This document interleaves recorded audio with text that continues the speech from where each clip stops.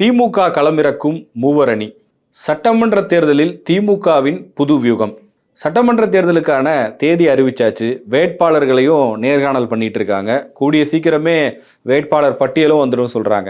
இந்த நேரத்தில் திமுக மூவர் அணியை கிளம்புறக்குதா அப்படின்னு கேட்குறீங்களா? ஆமாம், எல்லாம் உங்களுக்கு தெரிஞ்ச விஷயம்தான். பட் அதுக்கு பின்னாடி என்ன இருக்குது, எந்தெந்த தொகுதி அப்படிங்கிறதையும் இப்போ நம்ம பார்க்கலாம். அதிமுகவில் மூவர் அணியாக செயல்பட்டவர்கள் தான் தனியரசு, தமிமுன் அன்சாரி, கருணாஸ். இவங்க 3 பேருமே 2016 செல்வி ஜெயலலிதாவின் ஆதரவோடு அதிமுகவில் இரட்டை இலை சின்னத்தில் போட்டியிட்டு வெற்றி பெற்று எம்எல்ஏ ஆனாங்க. இவங்க அதிமுக ஆட்சி காலத்திலேயே இவங்க 3 பேருடைய செயல்பாடுகள் அப்படிங்கிறது தனித்துவமாக இருக்கும் அப்படின்னே சொல்லுவாங்க. சட்டப்பேரவையில் முக்கியமான பிரச்சனைகளுக்கு கவன ஈர்ப்பு தீர்மானம் கொண்டு வருவது, ஒரு கட்டத்தில் எடப்பாடி பழனிசாமி ஆட்சியின் போது பல விமர்சனங்களையும் கூட அந்த ஆட்சி மீது இவங்க வச்சுருக்காங்க. அந்த ஆட்சி முடிவுக்கு வந்த பிறகு கருணாஸாக இருக்கட்டும், தமிமுன் அன்சாரி, தனியரசு 3 பேருமே திமுக ஆதரவு மனநிலைக்கு வந்தாங்க. திமுக கூட்டணியை ஆதரிக்க தொடங்கினாங்க. 2021 தேர்தலில் திமுக கூட்டணியில் இவங்களுக்கு இடம் கிடைக்கல, அதிமுக கூட்டணியிலும் இவங்க இடம் பெறலை அப்படின்னும் போதும் 2024 நாடாளுமன்ற தேர்தலில் திமுக கூட்டணிக்கு ஆதரவாகவே பிரச்சாரங்களை மேற்கொண்டிருந்தாங்க.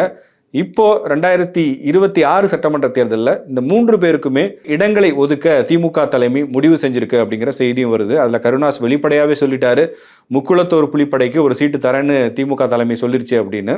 தனியரசை பொறுத்த வரைக்கும் அவர் ஏற்கனவே சட்டமன்ற உறுப்பினராக இருந்தவர் தான். முன்னாடி குறிப்பிட்ட மாதிரி கொங்கு மண்டலத்தில் ஒரு வலுவான சக்தியாக இருந்தவர் தனியரசு. ஆனால் அதன் பிறகு அவருடைய கட்சிக்கு இருந்த நெருக்கடிகள், சட்ட ரீதியான நெருக்கடிகள், இந்த மாதிரி பிரச்சனையினால அவருடைய கட்சி அப்படிங்கிறது ஒரு கட்டத்துக்கு மேலே வளர முடியாத ஒரு சூழல் ஏற்பட்டது. இருந்தாலும் சட்டமன்றத்துக்குள்ள அவருடைய செயல்பாடுகள் அப்படிங்கிறது எல்லோராலையும் பாராட்டப்படக்கூடிய ஒன்றாக தான் இருந்திருக்கு. அதுவும் முக்கியமாக மதச்சார்பற்ற விஷயங்களில், பிஜேபி எதிர்ப்பு நிலைப்பாட்டில் ரொம்ப உறுதியாக இருக்கக்கூடிய ஒரு நபராகவே தனியரசு தன்னை முன்னிறுத்தி இருக்கிறாரு. அது மட்டும் இல்லாமல் தொலைக்காட்சி விவாதங்கள்லையும் சரி, பொது மேடைகள்லையும் சரி, அவருடைய பேச்சாற்றல் அப்படிங்கிறது எல்லோராலையும் பாராட்டப்படக்கூடிய ஒன்றாக இருக்கும். இப்போ சமீபத்தில் அவருடைய நிலைப்பாடு அப்படிங்கிறது இப்போ ஆன்டி பிஜேபியை ரொம்ப தீவிரமாக பேசிட்டு வராரு, திமுக கூட்டணியை ஆதரிக்கிறாரு. அதே நேரத்தில் தாவேகாவினுடைய அரசியல் செயல்பாடுகளை மிக கடுமையாக விமர்சிக்கிறாரு. விஜயனுடைய பேச்சாக இருக்கட்டும், அவருடைய அரசியல் நடவடிக்கைகளையாக இருக்கட்டும், மிக கடுமையாக கேள்வி எழுப்பக்கூடிய ஒருவராக தனியரசு இருக்காரு அப்படின்னே சொல்லலாம். திமுக கூட்டணியை பொறுத்த வரைக்கும் இந்த முறை 25 கட்சிகள் இருக்குது தோராயமாக நம்ம சொல்லணும் அப்படின்னா. எந்த கட்சிக்கு எந்த இடங்கள் கொடுக்கறது, எத்தனை இடங்கள் கொடுக்கறது அப்படிங்கிறதுல ஒரு பெரிய குழப்பம் இருக்குது. காங்கிரஸ் கூடுதலாக 3 இடங்களாக வாங்கிட்டாங்க. கம்யூனிஸ்ட் கட்சிக்கே ஒரு இடம் குறைவாக கொடுத்துருக்குறாங்க. இது மட்டும் இல்லாமல் ஐயுஎம்எல் கட்சிக்கும் ஒரு இடம் குறைவாக கொடுத்துருக்குறாங்க. இந்த மாதிரி பெரும்பாலான கூட்டணி கட்சிகளுடைய இடங்களையே குறைக்கக்கூடிய ஒரு சூழல் தான் இன்றைக்கி திமுக கூட்டணியில் இருக்குது. அப்படி இருக்கும்போது ஏன் இந்த 3 பேருக்கு சீட்டு கொடுக்குறாங்க அப்படிங்கிறதுக்கு பின்னாடி நிச்சயமாக ஒரு அரசியல் இருக்க தானே செய்யும். அதிலும் தனியரசினுடைய தேர்தல் பிரச்சாரம், அவர் முன்வைக்கக்கூடிய கருத்துக்கள், தாவேகா விமர்சனம், இது எல்லாமே திமுகவுக்கு சாதகமாக மாறும் அப்படின்னு பார்க்குறாங்க. அதுவும் கொங்கு மண்டலத்தில் ஒரு வலுவான நபராகவே தனியரசு இருக்காரு. அவருடைய கேம்பெயினுக்குன்னு சொல்லி அங்கே ஒரு நல்ல வரவேற்பு இருப்பதாகவும் சொல்கிறாங்க. ஏன்னா அதிமுக கொங்கு மண்டலத்தில் எந்த அளவுக்கு பலமாக இருக்குது அப்படிங்கிறது நல்லாவே தெரியும். ஏடிஎம்கே, பிஜேபி 2 பேரும் சேர்ந்து கொங்குல களமிறங்கும் போது அங்கே திமுகவுக்கு அது ஒரு நெருக்கடியாக மாற வாய்ப்பு இருக்குது. அந்த வகையில் அங்கே தனியரசு களமிறங்கும் போது அவருடைய கட்சியினுடைய ஆதரவு அப்படிங்கிறது, அவருடைய கட்சியை பார்த்தோம் அப்படின்னா நாமக்கல், ஈரோடு, திருப்பூர், கோவை, தருமபுரின்னு சொல்லி அந்த கொங்கு மண்டலங்களில் தனியரசுக்குன்னு சொல்லி ஒரு குறிப்பிடத்தகுந்த செல்வாக்கு இருக்கு. அவர் ஒரு தொகுதியில் போட்டியிட்டாலும் மீதம் இருக்கக்கூடிய தொகுதிகளில் அவருடைய அமைப்பை சேர்ந்தவர்கள் வேலை செய்வாங்க. திமுக கூட்டணியின் வெற்றிக்கு அது உதவும் அப்படிங்கிற அடிப்படையிலும், அதே மாதிரி சமூக வலைதளங்களையும் ஊடகங்கள்லையும் தாவேகாவை கடுமையான விமர்சனங்களை முன்வைக்கக்கூடிய ஒருத்தராக தனியரசு இருப்பதும் திமுக கூட்டணிக்கு சாதகமாக இருக்கும் அப்படிங்கிற அடிப்படையில் அவருக்கான இடம் உறுதி செய்யப்பட்டிருப்பதா சொல்றாங்க. எந்த தொகுதியில் போட்டியிட போறாரு அப்படிங்கிற ஒரு கேள்வியும் இருக்கு. இதுக்கு முன்னாடி அவர் நம்ம பார்த்தோம்னா காங்கேயம், பரமத்தி வேலூர் போன்ற தொகுதிகளில் போட்டியிட்டவர். இந்த முறையும் கொங்கு மண்டலத்துக்கு உட்பட்ட ஏதாவது ஒரு இடத்துல தான் தனியரசு போட்டியிட போறாருன்னு சொல்றாங்க. அது எந்த தொகுதியாக இருக்க வாய்ப்பு இருக்கு அப்படின்னு கேட்கும்போது நாமக்கல், திருப்பூர், ஈரோடு, இந்த மாதிரி ஏதாவது ஒரு இந்த மாவட்டங்களுக்குள்ள தான் இருக்க போகுதுன்னு சொல்றாங்க. மேற்கு மண்டலம் தான், அதிலும் குறிப்பாக இந்த மாவட்டங்களிலிருந்து ஏதாவது ஒரு தொகுதி தனியரசுக்கு ஒதுக்கப்படலாம் அப்படின்னு திமுக வட்டாரங்களில் சொல்லப்படுது. தனியரசு உதயசூரியன் சின்னத்துல தான் போட்டியிட போறாரு அப்படிங்கிறதும் குறிப்பிடத்தகுந்த விஷயமா இருக்கு. அதிமுக கூட்டணியில் அவர் இருக்கும்போதும் இரட்டை சின்னத்துல தான் போட்டியிட்டார். அடுத்ததாக தமிமுன் அன்சாரி, இவரும் 2016 அதிமுக கூட்டணியில் இடம்பெற்றவர். அப்போது இரட்டை சின்னத்தில் போட்டியிட்டு நாகை சட்டமன்ற தொகுதியினுடைய எம்எல்ஏவாக தேர்வு செய்யப்பட்டார். இவரும் அந்த மூவர் அணியில் எப்போதுமே தனி தீர்மானங்கள் கொண்டு வர்றது, பல விஷயங்கள் ஒரு பிரச்சனையாக உருவாகும் போது அது குறித்து வெளிப்படையாக சட்டமன்றத்தில் பேசுறதுன்னு சொல்லி தனக்குன்னு ஒரு அடையாளத்தை உருவாக்கிக்கிட்டாரு.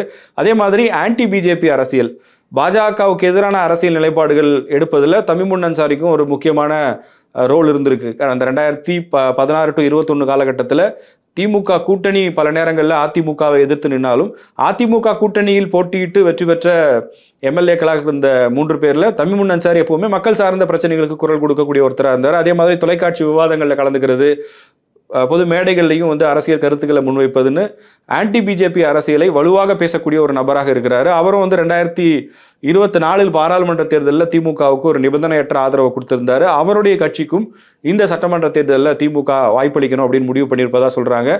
அவங்க உதயசூரியன் சின்னத்தில் தான் தமிமுன் அன்சாரியும் போட்டியிட போறாரு. சரி, எந்தெந்த இடங்களில் வாய்ப்பு இருக்கு அப்படின்னு பார்க்கும்போது அவர் ஏற்கனவே எம்எல்ஏவாக இருந்த நாகை சட்டமன்ற தொகுதி ஒருவேளை அவருக்கு மறுபடியும் கொடுக்க வாய்ப்பு இருக்குன்னு சொல்லப்படுது. அப்படி இல்லாத பட்சத்தில் அவருக்கு வேற எந்த தொகுதியில் கொடுக்க வாய்ப்பு இருக்கு அப்படின்னு விசாரிக்கும் போது சில தொகுதிகள் பெயரை திமுக வட்டாரத்தில் சொல்றாங்க. அதாவது இப்போ சென்னையில் எடுத்துக்கிட்டோம்னா 2-3 தொகுதிகள் பரிசீலனையில் இருக்குது. ஒன்று விருகம்பாக்கம் சட்டமன்ற தொகுதி, இல்லை ஆர்கே நகர் சட்டமன்ற தொகுதி. இதில் ஏதாவது ஒரு தொகுதி கூட தமிமுன் அன்சாரிக்கு கொடுக்க வாய்ப்பு இருக்கிறது. அப்படி இல்லாத பட்சத்தில் டெல்டா பகுதியிலிருந்து ஏதாவது ஒரு தொகுதி வாய்ப்பு இருக்குது. அதாவது தஞ்சாவூர், நாகை, மயிலாடுதுறை இந்த மாதிரியோ அல்லது பாபநாசம் சட்டமன்ற தொகுதியோ, இப்போது நான் சொன்ன இந்த தொகுதிகளிலிருந்து ஏதாவது ஒரு தொகுதி தான் தமிமுன் அன்சாரிக்கு கொடுக்கப்பட வாய்ப்பு இருக்குன்னு சொல்கிறாங்க. சிறுபான்மை சமூக வாக்குகளை இந்த முறையும் கடந்த முறையைப் போலவே அறுவடை செய்யணும், முழுமையாக சிந்தாமல் சிதறாமல் திமுக கூட்டணிக்கு மைனாரிட்டிஸோட ஓட்டை வாங்கணுங்கிறதுல திமுக ரொம்ப கான்சியஸாக இருக்காங்க. என்ன காரணம்னு உங்களுக்கு நல்லாவே தெரியும். டிவிகேவோட வருகைக்கு பிறகு மைனாரிட்டி ஓட் பேங்க்ல ஒரு ஸ்பிளிட் இருக்கும். விஜய் கணிசமான அளவுக்கு கிறிஸ்டியன் அண்ட் முஸ்லீம்ஸோட வாக்குகளையும் பெறுவதற்கான வாய்ப்பு இருக்குன்னு கருத்து கணிப்புகள்லாம் வர்றதுனால திமுக ரிஸ்க் எடுக்க விரும்பலை. அதனால தான் கடந்த தேர்தலை விட இந்த தேர்தலில் கூடுதலான கட்சிகளை கொண்டு வந்திருக்கிறாங்க. அதே நேரத்தில் சிறுபான்மையினரை பின்னணியாக கொண்ட கட்சிகளும் சிறுபான்மையினருக்காக வேலை செய்யக்கூடிய உழைக்கக்கூடிய கட்சிகளையும் திமுக கூட்டணியில் கொண்டு வந்திருக்காங்க. அந்த வகையில் தமிமுன் அன்சாரியினுடைய மனிதநேய ஜனநாயக கட்சி, நெல்லை முபாரக் தலைவராக இருக்கக்கூடிய எஸ்டிபிஐ கட்சி, இவங்களெல்லாம் கூட இந்த முறை திமுக கூட்டணிக்கு கொண்டு வந்திருக்கிறார்கள். இன்னைக்கு தமிழ்நாட்டில் இருக்கக்கூடிய இஸ்லாமிய அமைப்புகளில் ஏறத்தாழ ஆல்மோஸ்ட் எல்லாம், ஒரு சில அமைப்புகளை தவிர எல்லாருமே இன்னைக்கு திமுக கூட்டணிக்கே வந்து விட்டார்கள் அப்படின்னு சொல்லலாம். அந்த வகையில் தமிமுன் அன்சாரியும் உதயசூரியன் சின்னத்தில் இந்த முறை திமுக கூட்டணியில் போட்டியிடுகிறார். அவருக்கு ஒரு தொகுதி கொடுக்குறாங்க. அதில் நான் முன்னாடி குறிப்பிட்ட தொகுதிகளில் இருந்து ஏதாவது ஒரு தொகுதி ஒதுக்கப்பட வாய்ப்பு இருக்கிறது. இவரும் கூட ஆன்டி பிஜேபி அரசியல், அதே நேரத்தில் அதிமுக செய்யக்கூடிய தவறுகள், எடப்பாடி பழனிசாமியின் தவறுகளை சுட்டிக்காட்டி பேசக்கூடியவராக இருக்கிறார். தாவேகா தலைவர் விஜய் தாவேகா செய்யக்கூடிய விஷயங்கள் இதிலையும் கடுமையான விமர்சனங்களை முன்வைக்கிறதுனால தமிமுன் அன்சாரியும் திமுகவுடைய சாய்ஸாக இருக்கிறாரு. அடுத்ததாக கருணாஸை பொறுத்த வரைக்கும் திருவாடனை சட்டமன்ற தொகுதியில் எம்எல்ஏவாக இருந்தார். அதிமுக ஆட்சி காலத்தில் சசிகலாவுடைய ஆதரவாளராலாம் அவர் பார்க்கப்பட்டார். முதல்ல சசிகலா தான் அவருக்கு சீட்டு வாங்கி கொடுத்தாங்க அப்படின்லாம் கூட பரவலான ஒரு பேச்சு இருந்தது. சசிகலா சிறையிலிருந்து வெளியே வந்த நேரத்தில் நேரடியாக போய் சந்தித்து அவரை பேசினார் அப்படிங்கிறதும் பார்க்க முடியுது. இந்த சூழலில் தான் இந்த சட்டமன்ற தேர்தலில் திமுக கூட்டணியில் அவருக்கு சீட்டு கன்ஃபார்ம்னு வெளிப்படையாக அவர் மேடையிலே சொல்லிட்டார், எனக்கு கன்ஃபார்ம் பண்ணிட்டாங்க அப்படின்னு. எந்த தொகுதின்றது தான் ரகசியமாக வைக்கப்பட்டிருப்பதா தெரியுது.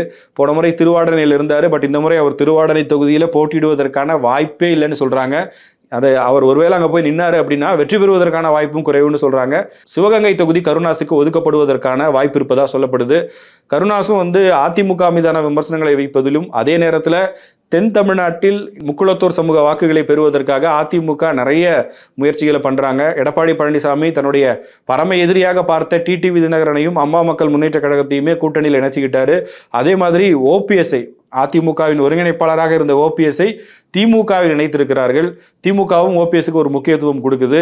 இந்த அளவுக்கு தென் மாவட்ட அரசியல் அப்படிங்கிறது ஒரு முக்கியத்துவம் பெறுவதை பார்க்க முடியுது. அதில் கருணாஸுக்கும் ஒரு பங்கு இருக்குது. கருணாஸும் முக்குளத்தோர் புலிப்படைன்னு ஒரு அமைப்பு வச்சிருக்காரு. அது அவர் தென் மாவட்டங்களில் முக்குளத்தோர் சமூகத்தினர் அதிகம் ஆதரிக்கக்கூடிய அமைப்புகளில் அதுவும் ஒன்றாக இருக்கிறது. அந்த அடிப்படையில் தென் மாவட்டங்களில் கருணாஸுடைய பிரச்சாரம் உதவும் அப்படின்னு திமுக தலைமை நம்புகிறாங்க. அதனால தான் தென் மாவட்டங்களில் கருணாஸ் செய்யக்கூடிய பிரச்சாரம் திமுகவின் வெற்றிக்கு ஒரு பங்களிக்கும் அப்படிங்கிற நம்பிக்கையின் அடிப்படையில் தான் கருணாஸுக்கும் சீட்டு கொடுக்கறதுக்கு ஸ்டாலின் விரும்புகிறதா சொல்கிறாங்க. அதில் இன்னொரு முக்கியமான விஷயம் இருக்குது. நடிகர் விஜயனுடைய அரசியல் வருகையை கடுமையாக எதிர்க்கக்கூடியவர்கள்னு பட்டியல் போட்டால் முதல் 3 இடத்துல கருணாஸும் கண்டிப்பாக வந்துடுவார். கருணாஸுடைய அந்த பிரச்சாரம் என்பதும் தாவேகாவை எதிர்ப்பதற்கு, திமுகவை பொறுத்த வரைக்கும் தாவேகாவால் தங்களுக்கு ஒரு த்ரெட் இருக்குன்னு அவங்க உணர்ந்தா கூட நேரடியாக திமுகவினர் தாவேகா எதிர்ப்பில் இறங்குறது இல்லை. ஏன்னா விஜய் சொல்கிறது உண்மையாயிரும். நம்ம திமுகவை எதிர்க்க ஆரம்பிச்சோன்னா விஜய் சொல்கிற நரேட்டிவ் உண்மையான போட்டி டிவிகேக்கும் டிஎம்கேவுக்கும் தான் அப்படின்னு சொல்கிறாரு இல்லையா, அது உண்மையாயிடும். அதுக்கு நம்ம இடம் கொடுக்கவே கூடாது. நம்மளை பொறுத்த பொறுத்த வரைக்கும் பிஜேபி தான் நம்மளுடைய எதிரி. இல்லை தமிழ்நாடுன்னு வரும்போது அதிமுக எடப்பாடி பழனிசாமியை தான் நம்ம விமர்சிக்கணும், மற்ற யாரை பற்றியும் பேசக்கூடாதுங்கிறதுல ஒரு தீர்மானத்தோடு இருக்கிறாங்க திமுக.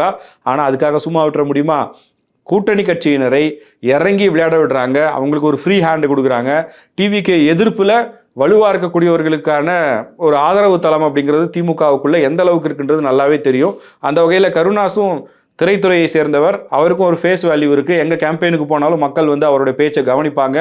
அவர் விஜயை எதிர்த்து பேசும்போது, விஜயோடு நடித்தவர், விஜயோட சினிமா துறையில் இருந்தவரே விஜயை எதிர்த்து பேசும்போது அதற்கு அதிகப்படியான கவனம் கிடைக்கும் என்கிற அடிப்படையில் ஒரு ஸ்ட்ராட்டஜிக்கலாக ஒரு வியூகம் அமைக்கக்கூடிய வகையில் கருணாசுக்கும் இடம் தருவது என்பதை திமுக தலைமை முடிவு செய்திருக்கிறது.